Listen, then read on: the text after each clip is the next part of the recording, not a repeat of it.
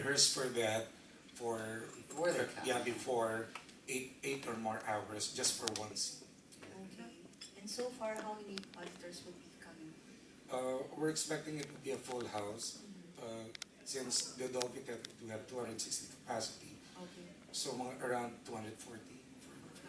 Wow. Okay. Next question from Mr. Nicky Calran. Hi, Ivana. Uh, I just want to know how important is truth in the Chubbuck technique of acting? How important it's is truth? super important, but it's not that you can't make it the only thing that's important. It has to be truthful to the point of desperate, that creating truth to the point of desperate need that requires you to do something about it. Does that make sense? Yes. Okay, so I want the truth to be so devastatingly important to overcome whatever that truth is, that you're forced to be proactive as opposed to a victim in whatever the circumstances of the script are.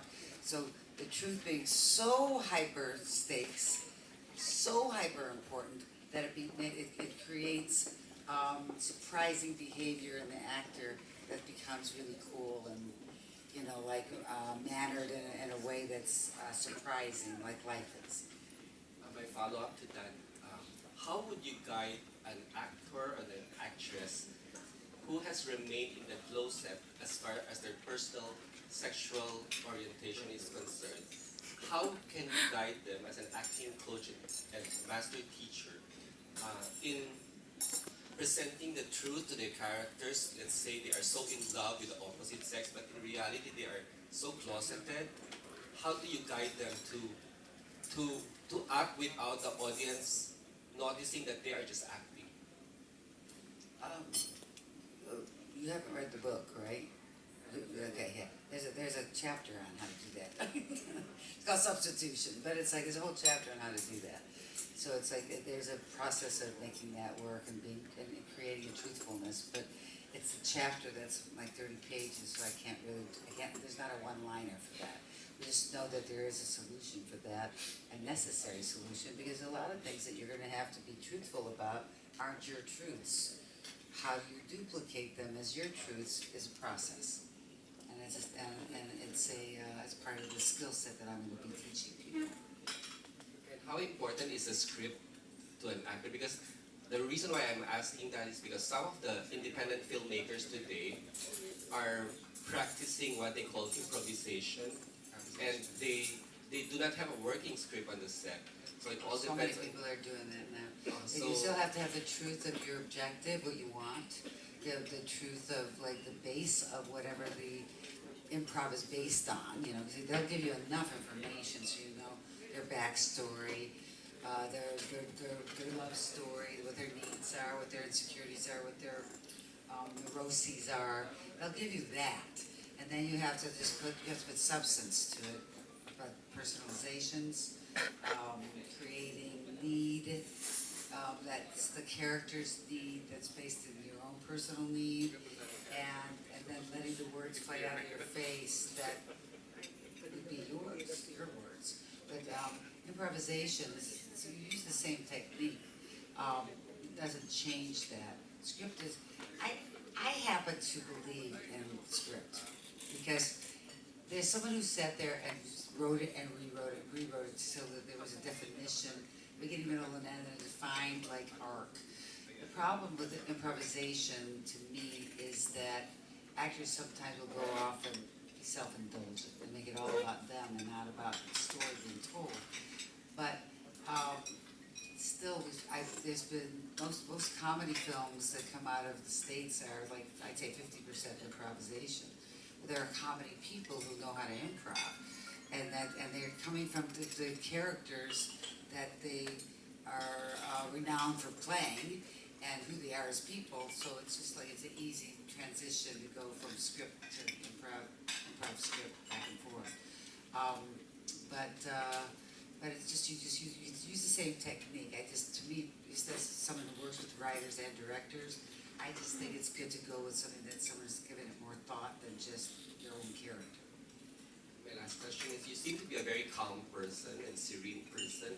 Have you ever walked out or given out on an actor when? Have you ever walked out on an actor or given up on an actor? I no, and I'm a very patient person, because I believe that you are trying your best.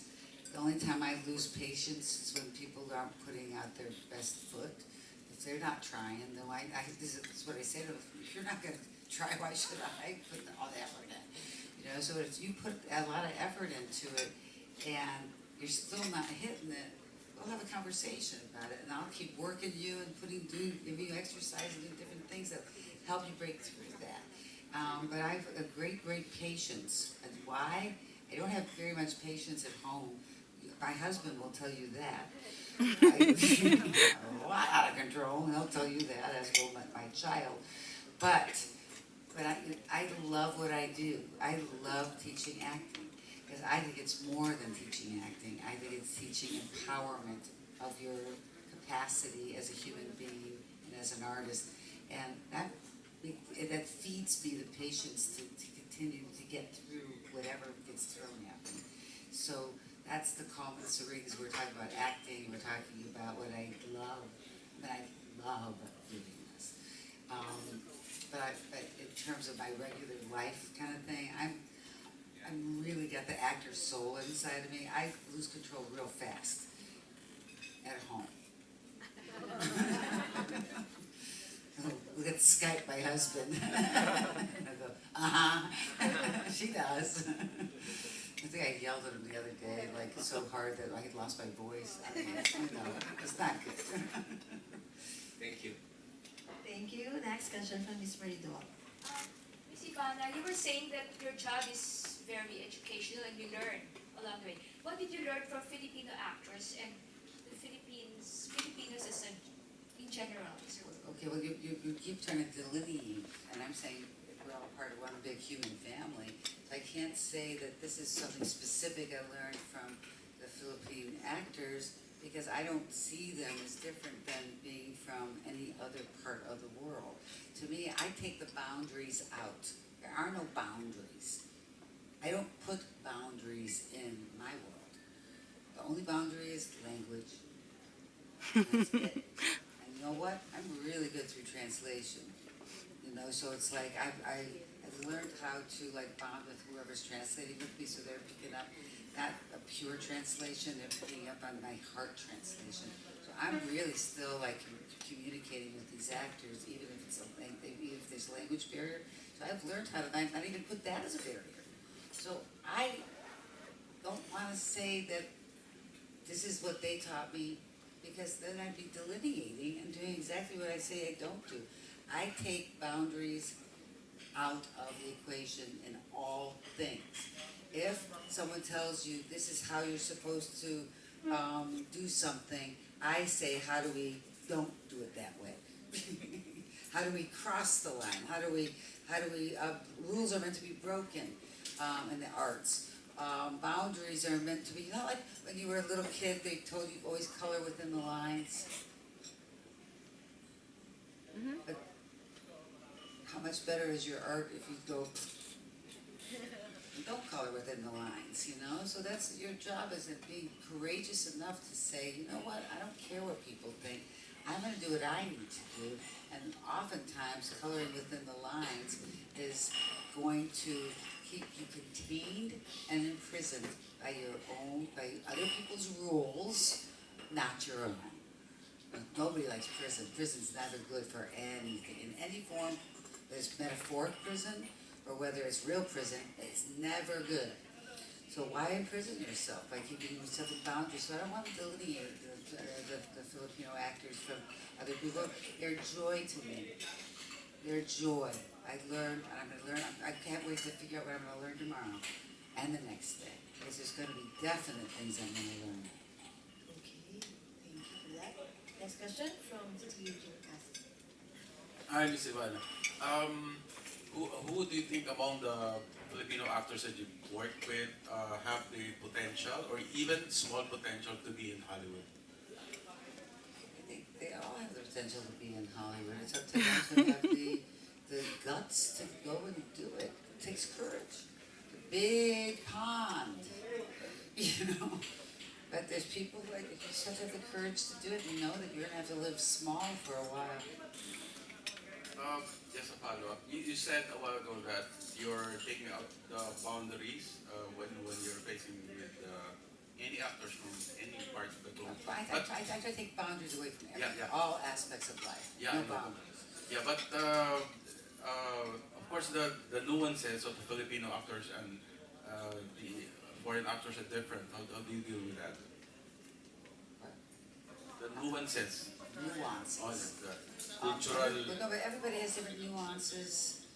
Even if you're from the same country, they have different nuances. There's no, you guys aren't all doing the same thing. It's like every time you like say hello, you go, who's this? You know, so it's like everybody has their own versions of everything. So it's not nuanced by culture's nuanced by who you are, who your parents were, who their parents were, just brothers, the schools you grew up in, your friends. That's where your real nuances and mannerisms come from. It doesn't come from being a part of a country. Because especially when I watch Chinese movies, they attack a role differently from like They need like me. a drama They scene. need me there. Very different. We were tours to those movies. It's like it's a different way of working because my book is being translated into Chinese as we speak, and they want to bring me out there, so I'm hoping to change all that. Okay, thank you very much. Okay, we have a question here from Ms. Ginger from the head of Pachol. Hi, Ivana. Welcome back to the Philippines. Maybe an offshoot of the question that you just received, but I was curious. At what point are you pressured by, or do you consider the reaction of the audience when defining, I guess, the success of your actors after they take your technique? Or, I mean, I guess you're talking about being, the truthfulness and having that, but at the same time, it's still. You have to make it relatable. You have to make your audience respond. You're not making your audience respond in a way that is like giving them some ability to like learn something or come with that information. You didn't do your job right. So yeah, your audience reaction is really important. Not critical response. Who cares? Don't worry about that because they have different set of rules. But your audience, your regular audience, has to be. If you're not bringing in something that is the basic human equation, that's why it's not delineated by country, but it's delineated by humanity, then you're relatable to anybody in the world. Like, you would be able to laugh and cry in the right places and not know somebody's language. Because where they're acting from is from a basic human need and a basic human truth. And so if your audience isn't getting that, you're not doing it right. Your audience is important because if you're self-indulgent, you're doing it for yourself. It's the same concept as being around somebody who is always sad and whining all the time. Those people that like, oh my life is horrible. I can't get a job, or a boyfriend just left me, or blah blah blah, that kind of stuff. Those people that sit there and whine all the time. It's truthful and it's honest, right? They're honestly feeling pain about all that stuff. But you don't want to be around that because it's so self-indulgent. They're not trying to change. They're fine with living in it. So they sit there and sit in their misery.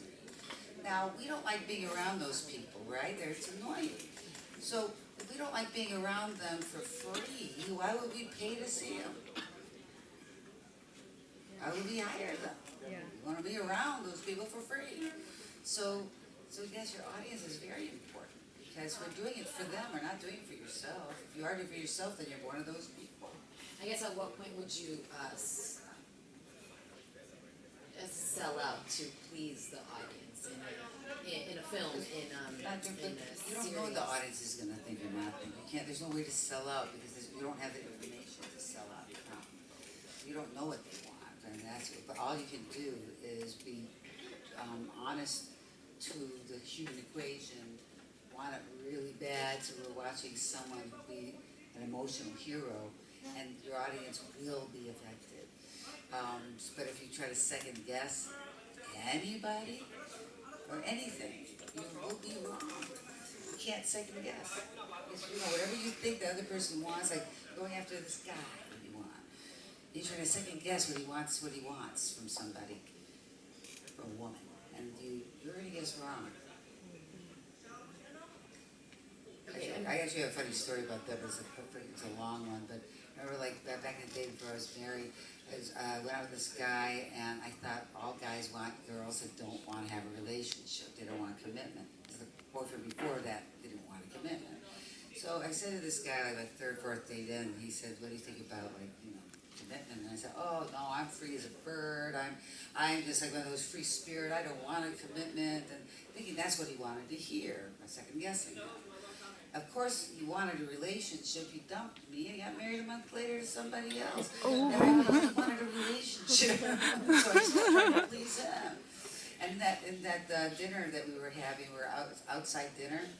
A bird shit on my head too. It was like bad. Even the birds were making comments. But I can't please people. Thank you very much. All right, we have a question from Mars. So, you're a happy camper. I'm just curious, Ms. Ivana, if your comedic actor clients are easier to mentor or teach as with your dramatic actors, the likes of Jim Carrey, Damon Wayans, and Rob Schneider. These are very important people. And are they also seriously taking, your I think it's just, I always tell people, it's like there's no difference between comedy and drama. And so it's like, just because it's just the more you want something really badly from a really truthful place, a desperate place, you do funny stuff in spite of yourself. And so it's, I never break it down differently. Is it harder? For people who aren't naturally funny, I think there are some people who shouldn't do comedy. And I think there's some comedians that should never, comic actors that shouldn't do drama. But then there are people like Jim Carrey who can do it all. So it's, and coming from a place of hyper truth, because he's had one sucky childhood, a horrible childhood. And like from abandonment, being fun of, to living on like homeless with his father. Just like using it created the comedy and the drama of all his performances, the three-dimensionality of life.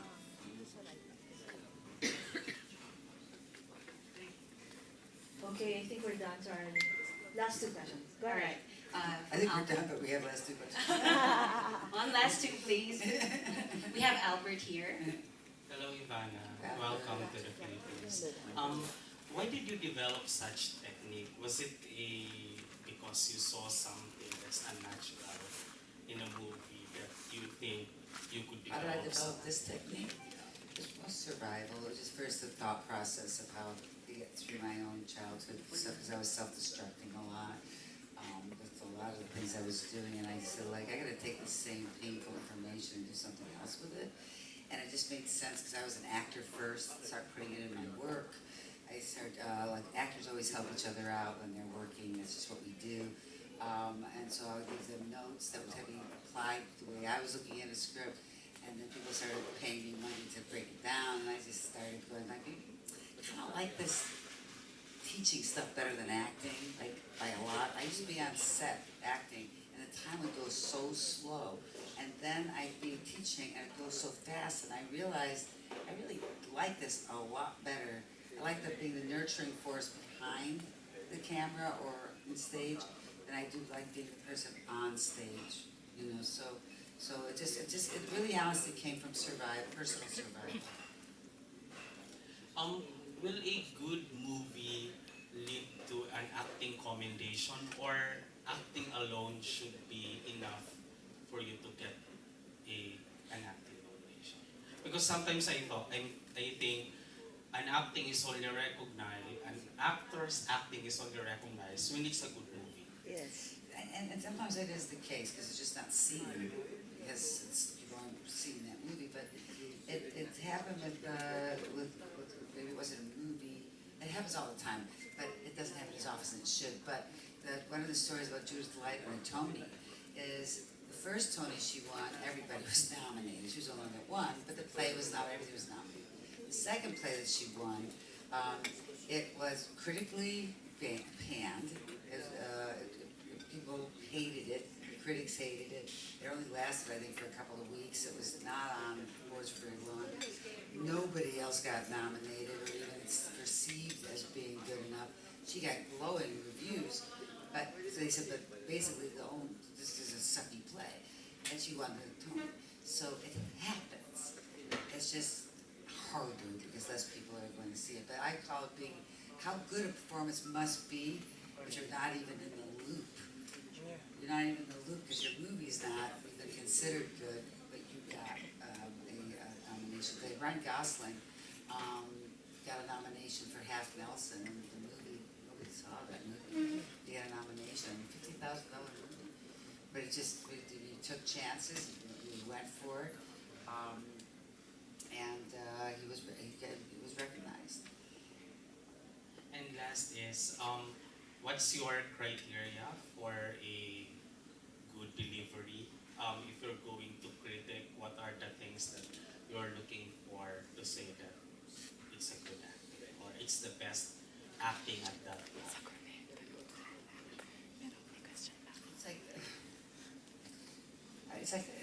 It's like saying, what's the best meal? Okay, there's a lot of food I like to eat. And so it's like that, what's my criteria for, say, the best stew? What's my criteria for the best roast? Best criteria for a cake? You know, the best cake. It's like, there's just so many elements. It's the arts. It's not, no, we're crossing boundaries. We don't have like, this, I wish I could give you like magic pill, you know, sentences. But in the arts, there is no right or wrong. I call it, there's only more effective and less effective. So that means there's no right or wrong. So there's like, this is going to be what makes a good performance. That's magic pill. But this is some of the choices that you could make. Al Pacino once said it really perfectly. Someone had asked him in an interview, said, what do you think of being an acting icon? And he said, well, I don't know anything much about that, but what I do is I look at a part, I make a lot of choices, and I hope it works. Thank you. One last question. Yes. Promise. From chat. Hi, Ivana. Welcome to Manila. My question was already answered because this is the last question. I'm just curious, what are your other passion in life aside from teaching? God, it's pretty much what I do all the time, like all day long, all night long, and all weekend long. I guess the other passion I have is I'm in the midst of writing my memoirs. So I've been them to be very tragic and very funny. So I've had some people, like, I've read them, and they say it makes you laugh out loud and it makes you cry. So that's what that's what I've kind of been working on. That's my secondary passion, is writing things that are like taking some of the tragedies of my life and finding the comedy in it. I think humor is super important. I try to put humor in every part. I don't care how dramatic it is. I help people get Emmys on daytime soap operas, which are considered to be just hyper drama. I would find the comedy in it, and that's what makes people respond. People want to laugh. And two, you can't know how dark it is unless you see some light.